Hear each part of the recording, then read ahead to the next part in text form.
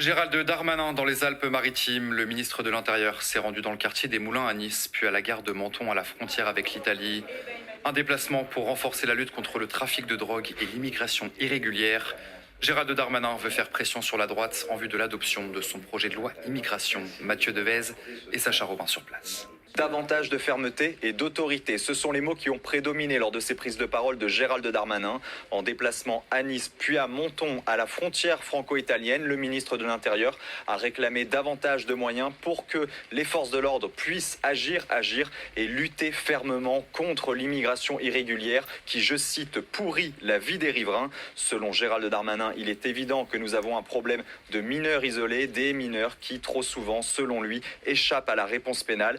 Un tabou politique semble également avoir été levé puisque le ministre de l'Intérieur a fait le lien entre étrangers et délinquants. Selon lui, l'immigration irrégulière peut notamment avoir pour conséquence un trafic de drogue qui prolifère. Des prises de parole dont l'objectif est surtout de faire pression sur la droite en vue de l'adoption du projet de loi immigration. Je vous propose d'écouter le ministre de l'Intérieur, Gérald Darmanin.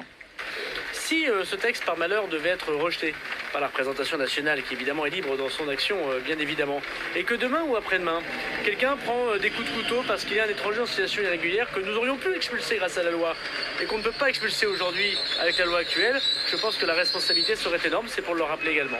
Un déplacement savamment calculé alors que le projet de loi immigration est examiné dans l'hémicycle de l'Assemblée lundi et que la majorité espère toujours rallier le soutien des Républicains pour faire adopter le texte.